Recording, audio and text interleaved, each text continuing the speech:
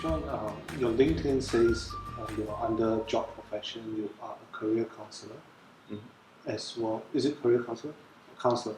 Well, as well as a psychotherapist. And I looked through Google to be very clear on what a psychotherapist is. It says it helps people with emotional baggage without the use of drugs. Yes. So that's your other hat. Yes. The people who come to you would have psychological issues. Yes.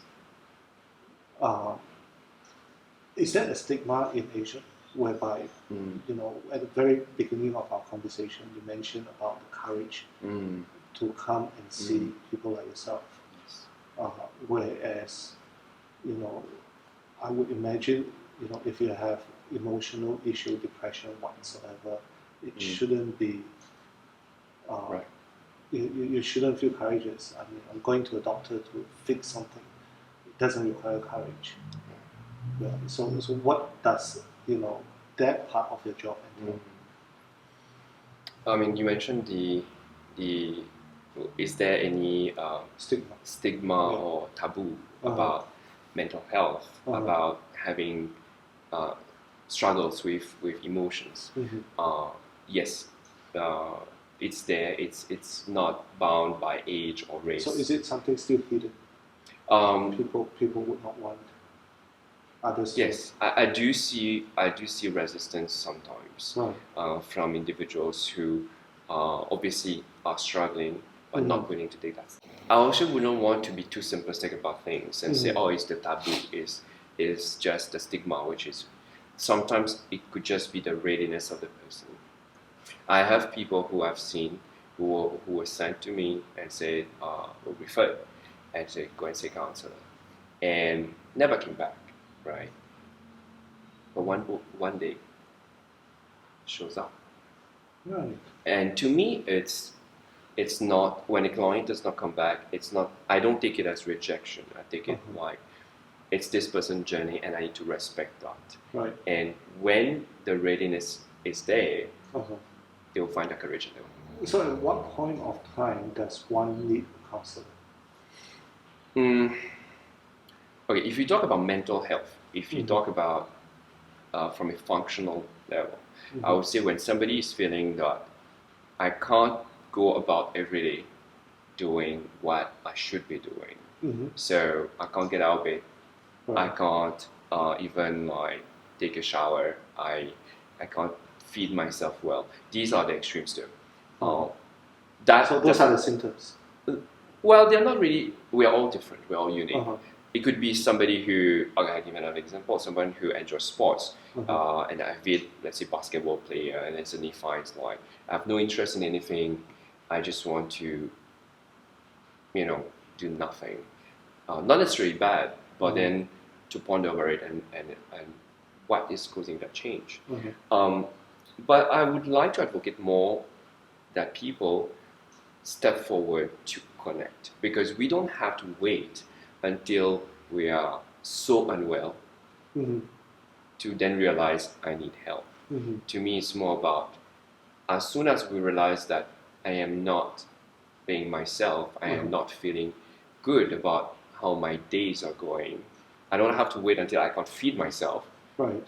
Can I find someone I can talk to? I mean, it could be a counselor, of course. It could be a friend. It could be a friend. It could be someone that, more importantly, someone that can be trusted.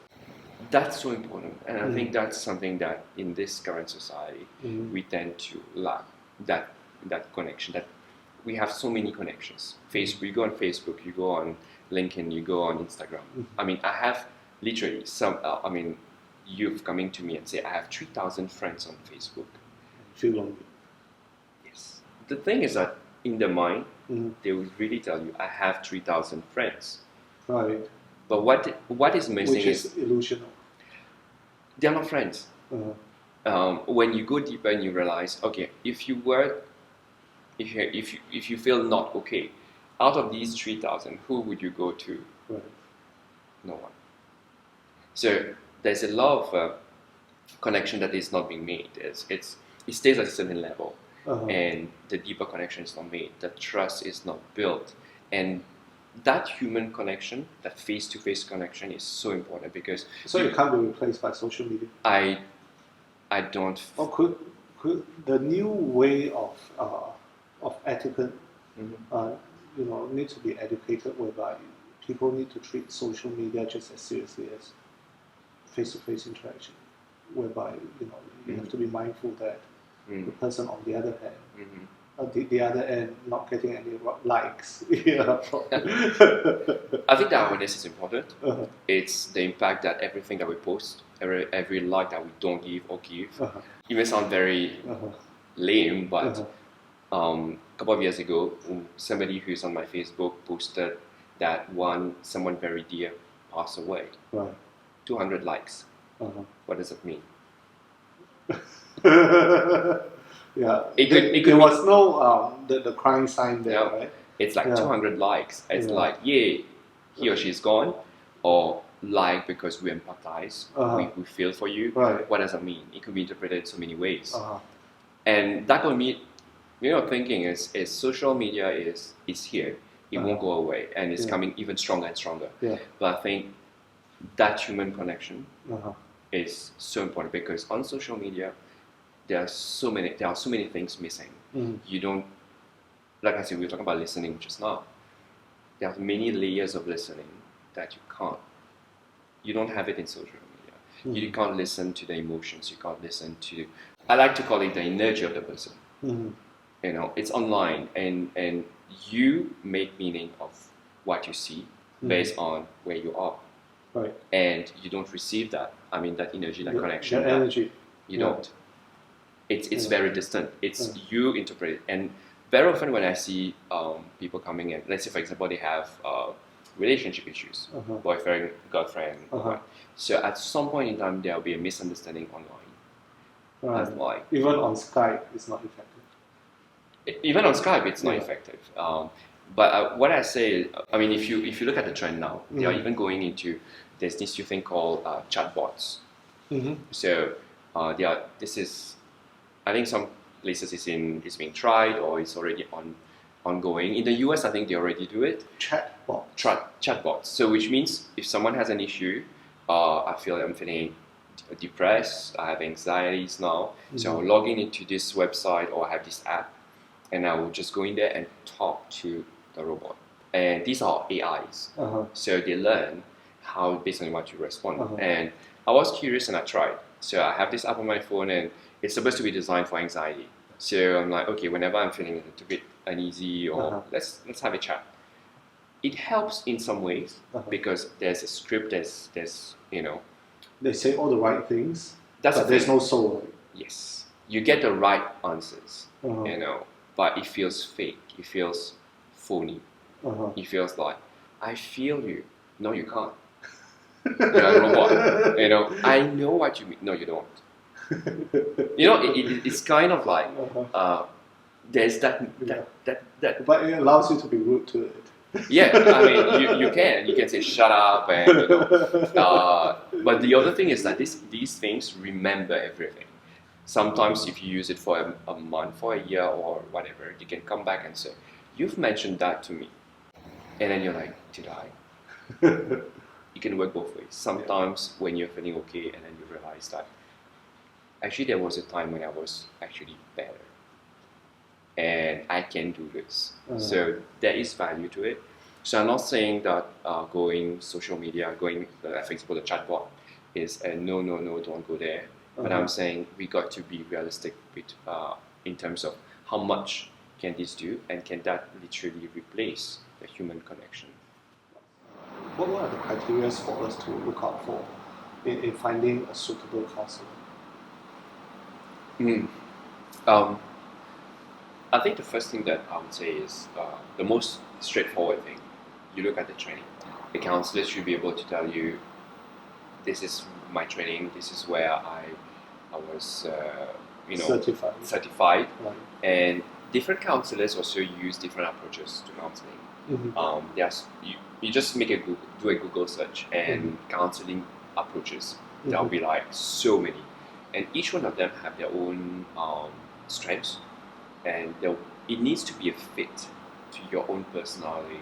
Some are very structured, some are, and for some individuals that works well. Some are a little bit more conversational, where the approach is different. That's one thing. The other thing is the personality of the counselor.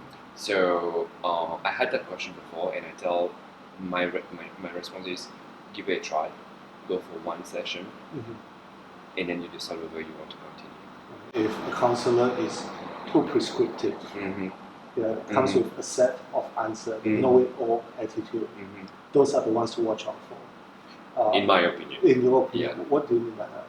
I think there are different school of thoughts, right? And some will approach it from a perspective like, I have a structure, and I'll bring you through my structure, and we'll figure it out. But I think to me is, okay, this approach. What's the danger? Okay, that's my opinion. I'm not empowering my client, because the control, the skill is still with me. Right. So you hold the driver's seat. Yes, I am driving the car, and I'm telling my client, hop in, and I'll just drive away. And so if you go on a road trip and someone is driving, it could be your friend, and then you're the passenger seat, and you go from point A, and then you're going to a restaurant, which is wherever that is. Do you notice everything? Do I notice everything on the way? Well, I think without having to look at the steering wheel, I can look out a lot more and enjoy the scenery. Correct. You will enjoy the scenery. Yes.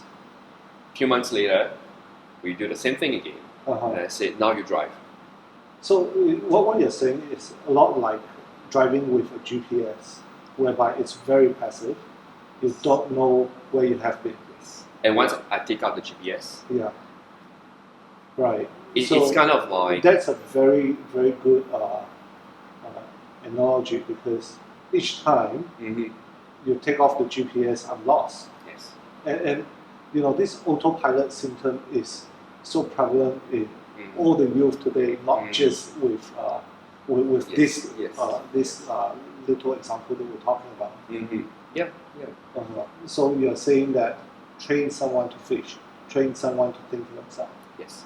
That's how I approach my work. So if someone comes in and says, you have a problem and I'm fixing this for you, so that person is saying, the next time you have the same problem, you still have to come back to me. So if I'm running a business and I need a steady pool of clients who will be dependent on me, that's what I would do. I would definitely do that. And they will still come back to me, and they will always be dependent. Not very ethical, is it? That's not ethical. That's not what counseling should be. But unfortunately, I've seen in many circumstances, this is what happens. Sometimes it's not even consciously. Yes, the counselor. One of the biggest pitfall of counseling is that arrogance of being able to fix people. Well, I think it's also a drug, isn't it? Yes. It feels good. It feels good. It's meeting the need of the therapist. It's not meeting the need of the client, or not in the way that it should be. So I would rather have a client coming, and that's why I say I journey with my client. I don't drive my client. But it's a lot more hard work. It's a lot more hard work, but it's a lot more effective. Right. Because the deed of the client says, aha, you've done it. Because so it's not skin deep solution, not plaster solution. Yes. Go deep into the root. Yes. You're telling somebody, I put you in the driver's seat, I'm sitting next to you, but you know what, along the way, I'll teach you about this entire car. Or I'll let you go on a few U-turn or a few mistakes. Fine. And it's fine. But you're safe with me. You're not alone.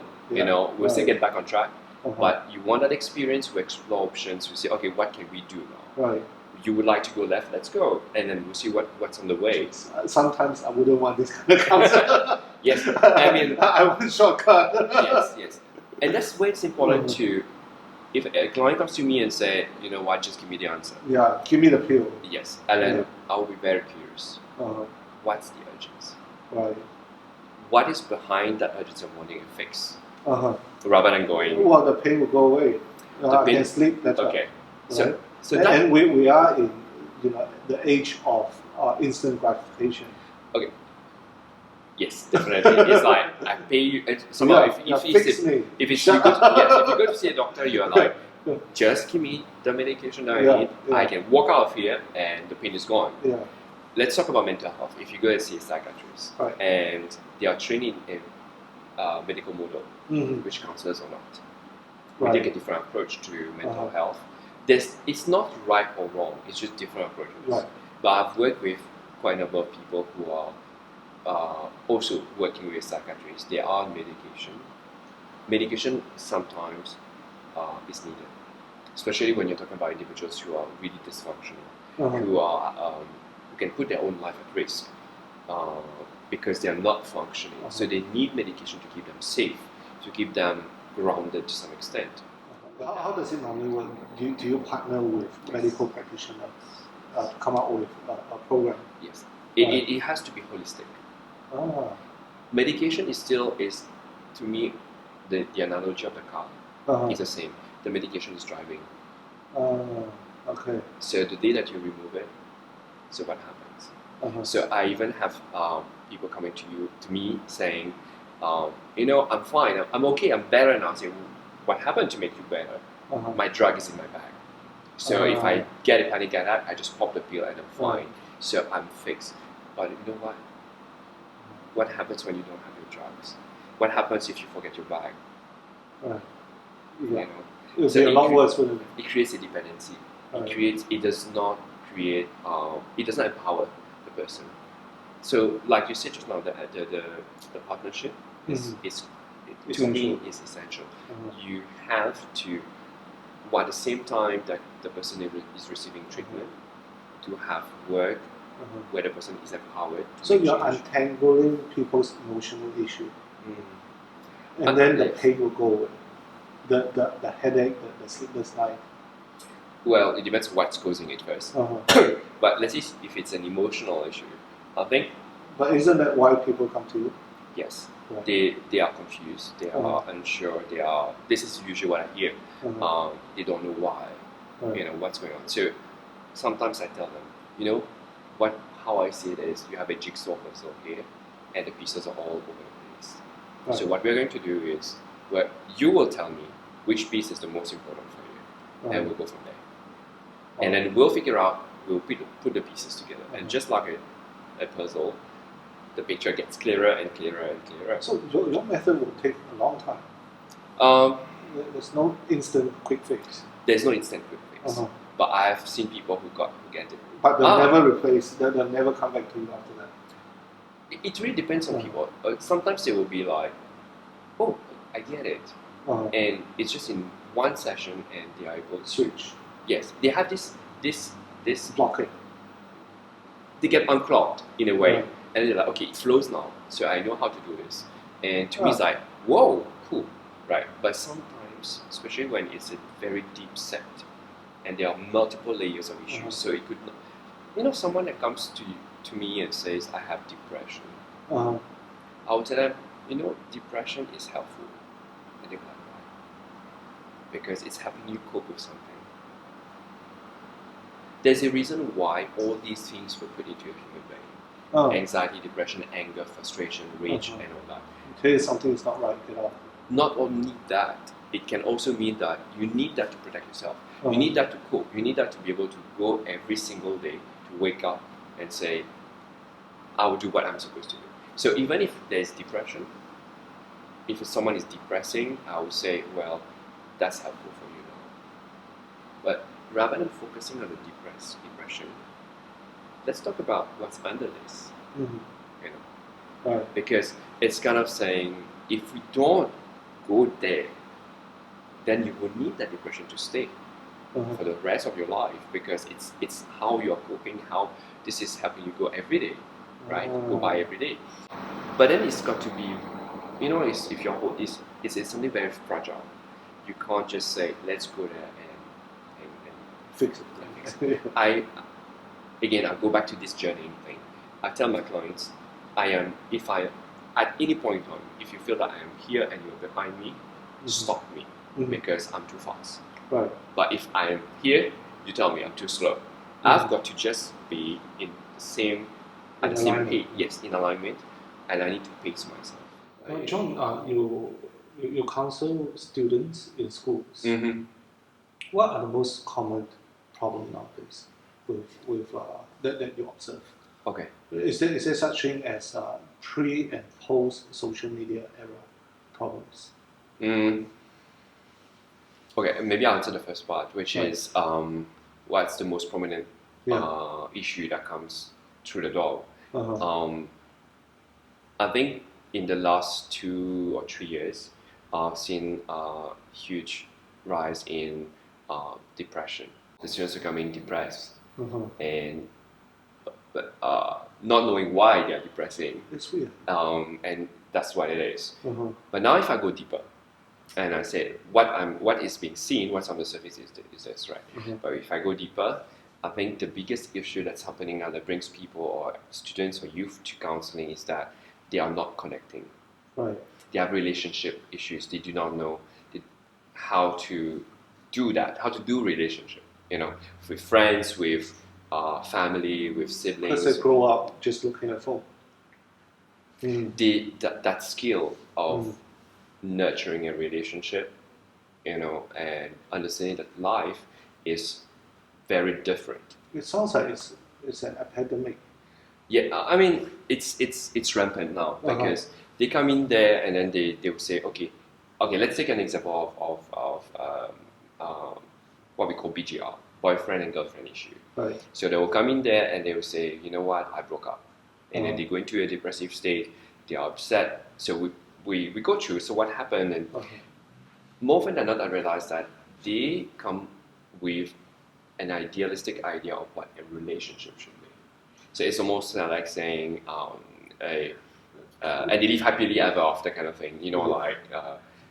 Daily Facebook post of a romantic picture. Yes. So it's kind of like everything is perfect. There will be no fights, no arguments. Life is perfect. So the striving for utopia, the Instagram moments. It's unrealistic. That is scary. It is scary because they will never achieve it. So which means it's unhappiness over and over and over again. So how are we gonna fix it as parents? I think as parents, if we go in that, I'll tell parents, be role models. The best way. You never give a shortcut answer, No. do you? There's no easy way. There is no easy way. Because if you want your kid to realize that and grow up and become an adult and say, okay, that's fine. It's tough now, but I've seen that done before, and it can be done because I've seen mom and dad do it. And I may not do it the same way that they do it because I'm different, but I have a gist of what it is. So I think one of the best things that parents could do is be role models. Do not pretend to have a perfect relationship, but also don't go to the extreme of like a dysfunctional family setting. But what I'm saying is giving a balanced, authentic experience of what family is about. Couples fight. Yes, there are arguments. There are flaws between father and mother. Yes, because you know what? We are all different. Twins are different. So when you put two individuals into a relationship, into a family setting, of course there will be differences. So what they need to learn is how do you negotiate differences. It's not about I am right, you're wrong. Sometimes yes, sometimes it's about, it depends on what you're talking about, but it's about how do you negotiate that? How do you get your partner to realize I have a different perspective, where do I come from? I mean, not I agree with you, but I see where you're coming from. Right. Okay. And kids need to learn that thing. How do you negotiate a relationship? The give and take. How do you find the middle ground? You may not get all that you want, but how much of what you want is enough for you, such that you do not destroy the relationship? Because when you talk about family, what should be on top of everything? It's not the individual. It's the relationship. It's about connection. The bond is what keeps a family together. So if that is on top, then they got to realize, okay, I want this, but if I want this at any cost, what's going to happen with that bond? They got to keep that in mind.